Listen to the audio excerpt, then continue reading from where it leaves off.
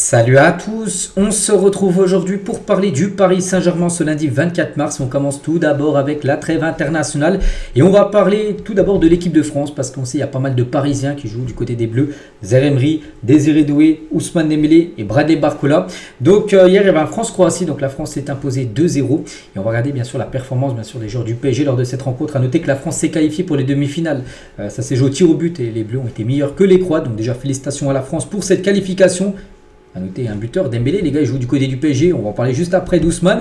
Mais concernant les 4 joueurs du PSG en équipe de France, les 4 ont joué, et ça c'est plutôt une bonne nouvelle. Donc 2 étaient titulaires, Dembélé et Barcola. Donc Barcola, il est sorti à la 66e minute de jeu, remplacé par Désiré Doué, qui a eu sa première apparition en équipe de France A. Donc Dembélé, il est sorti à la 99e minute de la partie. Et Zaire Emery, donc lui, il est entré à la 111e minute du match. Il a joué les 10 dernières minutes de la partie. Donc les stats, surtout des joueurs qui ont commencé titulaires. Barcola, donc il a touché 32 ballons, passe précise 19 sur 20, 2 passes clés, une passe en profondeur, 2 tirs cadrés, 2 dribbles réussis sur 5 tentés, une grosse occasion pour Barcola. Et duel remporté 4 sur 10. Bon, un match plutôt moyen quand même de Bradley Barcola. Bon voilà, et Dembélé ça a été bien mieux, donc déjà un but, donc déjà ça c'est exceptionnel. 86 ballons touchés, passe précise 49 sur 59, il a eu 5 passes clés, 4 centres réussis sur 13 tentés, passe en profondeur 2 sur 4, une grosse occasion créée pour Ousmane, 2 dribbles réussis sur 4, sur 7 duels remportés, enfin il y en a eu 3 remportés sur 7, et une interception, voilà vraiment une belle partie bien sûr d'Ousmane Dembélé qui a encore été buteur. Donc voilà, félicitations aux 4 Parisiens. Notez que Désiré Doué, même si on ne voit pas ses statistiques, par rapport au match d'hier, vraiment il a fait une belle entrée en jeu. Bon, il a perdu quelques ballons parce qu'on sait que c'est un joueur qui provoque beaucoup. Balle au pied, mais vraiment il a fait, je crois, 2 belles frappes. Puis une, 2 fois c'est passé avec ses dribbles. Puis il a mis vraiment du gros danger, vraiment une très belle première pour Désiré Doué. En plus, il a marqué son penalty lors de la séance des tirs au but. Donc vraiment plein de sang-froid, ce jeune Désiré Doué. Et pour revenir sur Dembélé, buteur, donc. Cette saison, les gars, c'est 43 matchs, 32e but pour Ousmane Dembélé. Je ne sais pas si vous vous rendez compte, avec bien sûr le PSG plus équipe de France. Et 6 passes décisives. Et Dembélé, 32 réalisations, devient le meilleur buteur français en club et sélection cette saison devant Kylian Mbappé, 31 buts.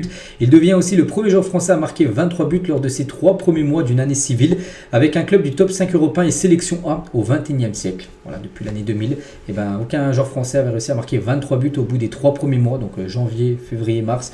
Lui réalise cette performance, Ousmane Dembélé. Et Edouard Cissé tient sur Ousmane Dembélé. Il est sans doute plus à l'aise à droite en équipe de France car ce n'est pas le même style de jeu. Il crée des différences énormes et en plus il marque. Donc il n'y a plus de débat possible sur lui. Voilà, peut-être au PSG, son poste de base c'est numéro 9 ou en équipe de France. Il faut le faire jouer peut-être à droite. Voilà, tout simplement Dembélé. Après, tu peux le mettre aussi bien sûr dans l'axe, mais voilà, pour Edouard Cissé, il trouve qu'il est meilleur sur le côté droit quand c'est en équipe de France, parce que c'est pas le même style de jeu. La France et bien évidemment l'équipe parisienne. Et Deschamps tient sur Désiré Doué, donc il a tout, il ne faut pas qu'il change, tout est bien cadré avec lui. C'est vrai qu'une trêve réussie, enfin il n'avait pas joué le match aller, mais vu l'impact qu'il a eu lors du match hier, en plus avec son penalty marqué, vraiment, on pense qu'il sera, s'il continue à avoir des performances avec le PSG, on pense qu'il sera appelé pour les prochaines trêves. Désiré Doué, et avec son but inscrit lors de la séance des tirs au but, il est devenu le premier joueur à disputer une séance de tir au but avec les Bleus avant l'âge de 20 ans. Il a 19 ans, Désiré. Donc Désiré Doué est devenu aussi le premier joueur à disputer une séance de tir au but lors de ses débuts avec l'équipe de France. Premier match directement séance de tir au but. C'était du jamais vu dans l'histoire de l'équipe de France. Et concernant les notes des Parisiens, donc Dembélé note de 6 sur 10 par rapport à son match, Barcola une note de 4, Doué une note de 6 et Zaire Emery qui a joué 10 minutes non noté. Il n'y avait pas assez de temps de jeu pour avoir une note, donc voilà, félicitations aux 4 Parisiens. Maintenant la trêve est finie pour les 4, en plus pas de blessure, donc parfait bien sûr cette trêve pour les joueurs de l'équipe de France.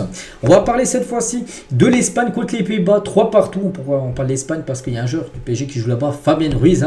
Donc déjà un match fou, il gagne 1-0, après bon, à chaque fois il recollait au score, les Pays-Bas, ça s'est joué au tir au but, 5-4 pour l'Espagne du coup qui jouera contre l'équipe de France en demi-finale. Et concernant Fabien Ruiz, donc il a commencé titulaire, il est sorti à la 84e minute du match, il a joué quasiment tout le match, enfin sur les 90 minutes, Bon, il n'a pas joué la prolongation, donc 62 ballons touchés, 55 passes réussies sur 58 tentés, donc une passe en profondeur réussie, une passe clé, 2 dribbles réussis sur 4 tentés, un duel remporté, une interception. Voilà, match très correct de la part de Fabien Ruiz, lui aussi maintenant de retour du côté de Paris. Le Portugal, où il y a pas mal bien sûr on sait de joueurs parisiens, João Neves, Vitinha, Gonzalo Ramos, Nuno Mendes. Déjà à noter les gars que Gonzalo Ramos a été buteur, le but du 5-2, c'est lui qui a marqué le dernier but côté portugais.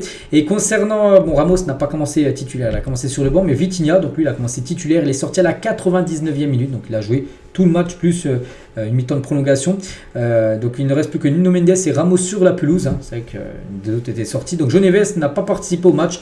Le nombre de matchs de remplaçants est dépassé. Neves il n'est pas rentré en jeu, donc tant mieux, comme ça c'est-à-dire qu'il sera frais pour Paris pour le prochain match. Donc les stats de Vitinha qui a joué pratiquement tout le match, c'est 108 ballons touchés, encore la plaque tournante bien sûr Vitinha. Les passes, il en a loupé seulement une, 86 il a réussi 85. Passe en profondeur 4 sur 6, donc un dribble réussi, 3 duels sur 3 remportés, donc encore un gros match bien sûr de la part de Vitinha. Et concernant Gonzalo Ramos qui a été buteur en toute fin de match, il a déjà marqué 9 buts en 15 matchs avec la Seleção. Seuls 2 joueurs ont fait mieux lors de leurs 15 premières apparitions avec le Portugal. Et Eusebio qui a marqué 10 buts au bout de ses 15 premiers matchs. Et le recordman c'est Perroteo qui a marqué 11 buts au bout de ses 15 premiers matchs avec le Portugal. Mais il fait même mieux que Cristiano Ronaldo. Il a inscrit quand même 9 buts avec ses 15 premiers matchs du côté du Portugal. Et sur cette année 2025, donc c'est 20 matchs pour Gonzalo Ramos depuis le 1er janvier. Et 9 buts et 3 passes D. Voilà, pour ce joueur qui a peu de temps de jeu, on sait à Paris. Il est souvent remplaçant en Portugal pareil. Mais avec le faible temps de jeu qu'il a, il répond souvent présent. Avec des buts, Gonzalo Ramos qui continue comme ça. On va parler également de ce match entre l'Allemagne et l'Italie où Donnarumma, bien sûr, jouait côté Italie. Bon, il a pris 3 buts. Il menait 3-0 un quart d'heure, il a pris 3 buts. La foudre. Bon, après, ça a été mieux pour son équipe qui a su égaliser, mais l'Italie est éliminée de cette National League. But sauvé, donc 5 dégagements au point 1. Donc un arrêt dans la surface, 4 arrêts dans la surface isolée et passe au pied précise, donc 28 sur 34. Donc voilà, en gros, les stats de Donnarumma. Donc fin de trêve, bien sûr, pour lui. Et du coup, vu qu'il n'y aura pas de finale four, c'est en demi-finale, du coup, ils auront dans une poule à 5. Par exemple, la France ou même l'Espagne de Fabien Ruiz iront dans une poule à 4.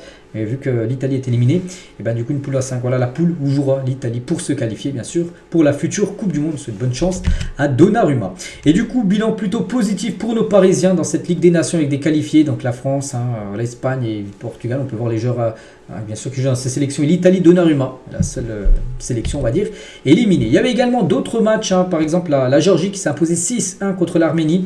Donc score cumulé 9-1 sur le match aller, match retour. Et Kvaratskhelia a joué ce match hier. Il n'avait pas joué lors du match aller parce qu'il était suspendu. Il a été bon avec Kvaratskhelia, un but et une passe D. Voilà pour Kvaratskhelia, bien sûr. Donc maintenant lui aussi retour à Paris et en plus avec une promotion Ligue A pour sa sélection de la Géorgie. On peut voir voilà déjà qu'il a joué l'intégralité du match. Donc il n'a pas joué le match aller là, donc il a eu tout le match pour jouer. Donc ses stats, un but, une passe D. Donc je dis 65 ballons touchés, 2 grosses occasions créées, 3 tirs cadrés, 9 dribbles réussis sur 9 tentés. Il a réussi tous ses dribbles. Un énorme match bien sûr de la part de Kvaratskhelia. Et du coup la trêve internationale est terminée pour tous nos Parisiens, enfin pour certains. Donc voilà, donc Hakimi, donc lui il a effectué 90 minutes sur 180 possibles pour voir le temps de jeu bien sûr des joueurs du PSG. Vara, donc il a joué lui aussi un match sur les deux.